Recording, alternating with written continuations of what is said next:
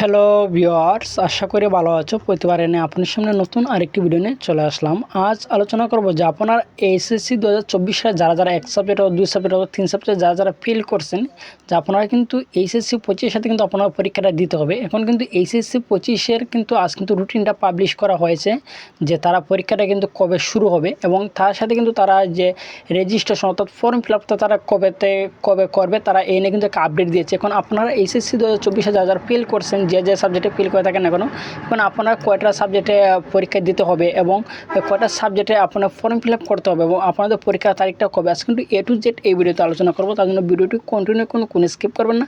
তার আগে বলি না, আপনি যদি এই চ্যানেল নতুন হয়ে থাকেন তার আপনার সাথে রিকোয়েস্ট থাকবে যে এই ধরনের নিত্য নতুন নলেজ এডুকেশন আপডেট সবার আগে পাওয়ার জন্য অবশ্যই চ্যানেলটি সাবস্ক্রাইব করে পাশে থাকবেন, কারণ আপনার লাইক আমাকে সাবস্ক্রাইবের কারণে কিন্তু আমাদের নতুন আরেকটা ভিডিও তৈরি করার অনুপ্রেরণা সৃষ্টি করে। আপনার এইচএসসি 24-এ যারা ফেল করছেন, যে সাবজেক্টে ফেল করে থাকেন না করে, 2 সাবজেক্ট 3 সাবজেক্ট 4 সাবজেক্ট যে সাবজেক্টে ফেল করে থাকেন না কেন, আপনারা কিন্তু এইচএসসি 25 সাথে কিন্তু মূলত আপনার পরীক্ষাটা দিতে হবে এবং পরীক্ষাটা দিতে হলে কিন্তু যে আপনারা জানেন, অনেকে হয়তো জানেন বা অনেকে হয়তো জানেন না, আজ কিন্তু 19 থেকে আজ কিন্তু তাদের এইচএসসি 25-এর যে রুটিনটা সেই রুটিনটা কিন্তু পাবলিশ করা হয়েছে। এখন কিন্তু আপনাদের প্রথমত কাজ হচ্ছে আপনারা সেই রুটিনটা কিন্তু আপনি ডাউনলোড করে নেবেন। ডাউনলোড করে নিয়ে দেখবেন যে আপনার কোন সাবজেক্টে আপনি খারাপ করছেন, অর্থাৎ আপনি কোন সাবজেক্টে ফেল করছেন সেই সাবজেক্টের তারিখ অনুসারে কিন্তু আপনি পরীক্ষায় অংশগ্রহণ করতে হবে। ঠিক আছে, কিন্তু আপনি পরীক্ষায় অংশগ্রহণ করবে, সেই পরীক্ষায় অংশগ্রহণের আগের একটা কাজ আছে, সেটা হচ্ছে যে আপনাদের কিন্তু যে ফর্ম ফিল আপটা করতে হবে। এখন আপনি ফর্ম ফিল আপটা করবেন, কয়টা সাবজেক্টে কত টাকা নেবে কিন্তু A to Z এখানে আলোচনা করবো। তার জন্য ভিডিওটা কন্টিনিউ করুন, কোনো স্কিপ করবেন না, যে মনোযোগ সহকারে শুনুন। যে আপনারা এইচএসসি 24-এ যারা ফেল করছেন, যে তারা ভর্তি কিন্তু তারা একটা বিজ্ঞপ্তি প্রকাশ করছে, সেই বিজ্ঞপ্তিতে কিন্তু আপনারা যারা ফেল করছে তাদেরকে নিয়ে কিন্তু তারা আলাদা একটা বিজ্ঞপ্তি প্রকাশ করছে যে সকল পরীক্ষার্থী 2023-24 সালের এইচএসসি পরীক্ষায় এক বা একাধিক অংশগ্রহণ করে এক বা দুই বিষয়ে অকৃতকার্য অনুপস্থিত হয়েছে, রেজিস্ট্রেশনের মেয়াদ থাকলেও তার 2025 সালে অনুষ্ঠিতব্য এইচএসসি পরীক্ষা অবশিষ্ট ও অকৃতকার্য বা অনুপস্থিত বিষয়ে পরীক্ষা অংশগ্রহণ করতে পারবে এবং আংশিক বিষয়ে অংশগ্রহণকারী পরীক্ষার্থীগণ কখনোই চতুর্থ বিষয়ে পরীক্ষা অংশগ্রহণ করতে পারবে না। তবে পরীক্ষার্থী ইচ্ছা করলে এক বা দুই বিষয়ে পরীক্ষার অংশগ্রহণ না করে চতুর্থ বিষয় সহ সকল বিষয়ে পরীক্ষা অংশগ্রহণ করতে পারবে।